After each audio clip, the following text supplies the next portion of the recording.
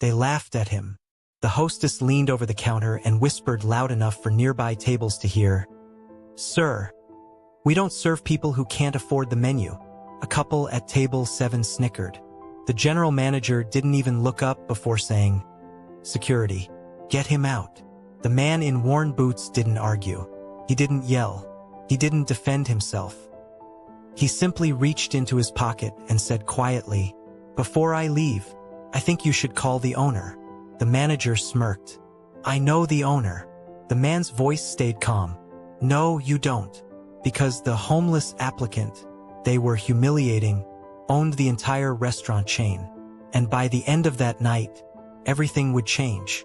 Tonight, you're about to hear what really happened when a self-made restaurant owner disguised himself as a broke job applicant to test his own staff. You'll see who showed cruelty, who showed quiet kindness, who folded under pressure, and what happened when the truth came out. But more importantly, you'll see what power really looks like when it doesn't need to shout. David Whitmore wasn't born rich. He grew up in a one-bedroom apartment in Detroit.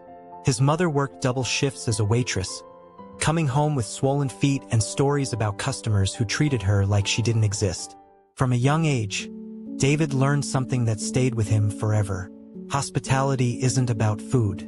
It's about dignity. 12 years ago, with a $40,000 loan and a second-hand oven, he opened his first restaurant.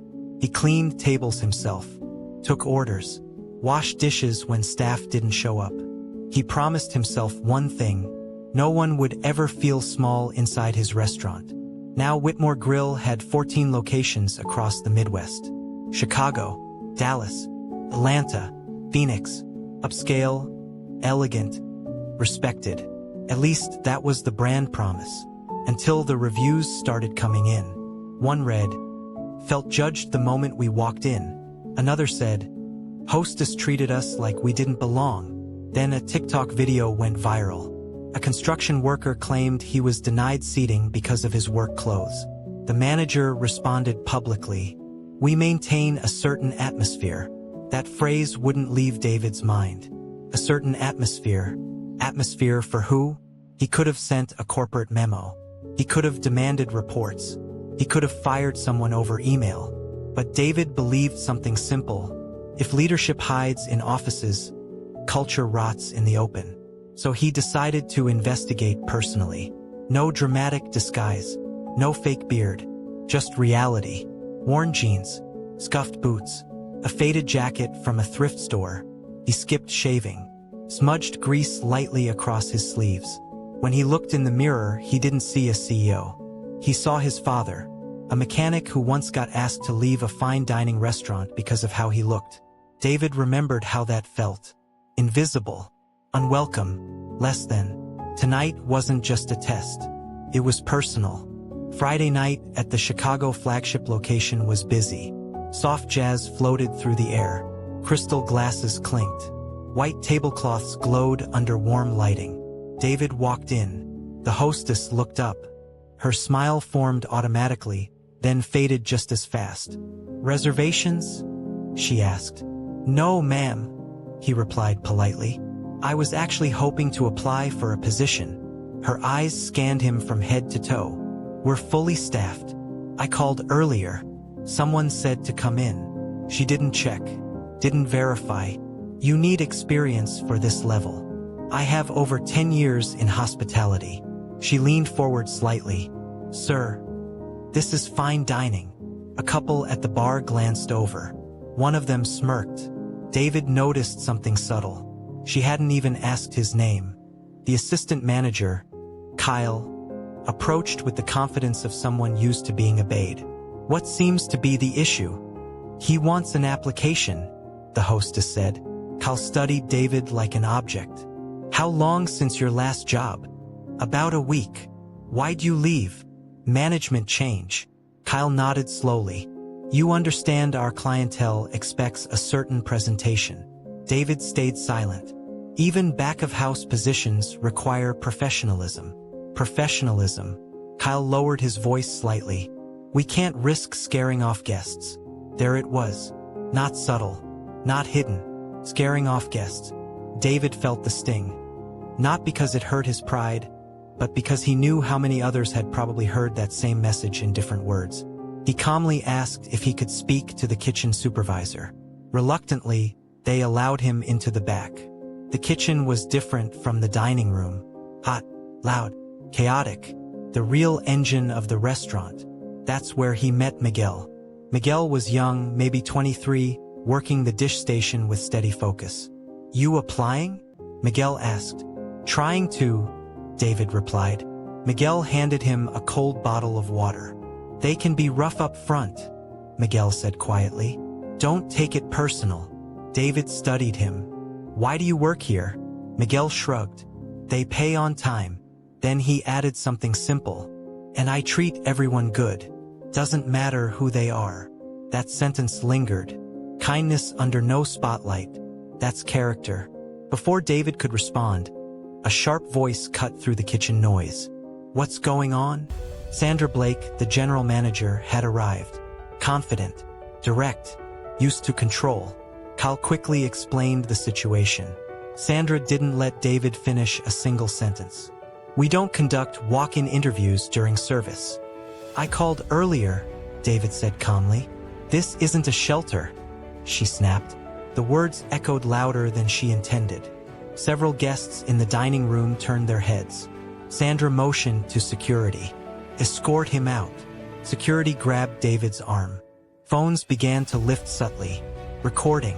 David allowed himself to be guided toward the exit. Right before the doors opened, he stopped walking. The room felt smaller, quieter. He turned slowly. "I'd like to speak to the owner." Sandra laughed lightly. "I speak to him weekly." David reached into his pocket. He removed his wallet, pulled out his driver's license, then a sleek black corporate card. Whitmore Hospitality Group. Founder and CEO, David Whitmore. Silence fell across the dining room like a curtain. Sandra's face drained of color. Kyle stepped back. The hostess looked as if the ground had disappeared beneath her. Security released his arm immediately. David's voice didn't rise. It softened, which made it heavier. "You said this isn't a shelter. You said I'd scare customers. You said professionalism has a look." He looked around the room. "Let's talk about what really scares customers. Disrespect." He turned to Sandra. "How many people have you turned away because they didn't fit your image?" She didn't answer, because the answer wasn't zero. David then faced the guests. "If anyone here tonight has ever felt judged walking into this restaurant, I apologize." A woman near the window slowly raised her hand. "I have," she said quietly. That moment hit harder than anything else. David stepped aside and called corporate HR on speaker. Sandra was terminated for discriminatory conduct. Effective immediately, Kyle was suspended pending investigation. The hostess was required to undergo retraining. The restaurant stood in stunned silence. Then David called Miguel forward. Miguel looked terrified. "You offered water to a stranger tonight," David said. "That's leadership." He announced that Miguel would enter a paid management training program, because respect isn't taught in boardrooms. It's revealed in small moments. Weeks later, the restaurant felt different. Policies were rewritten. Anonymous audits were introduced. Dress code bias was removed.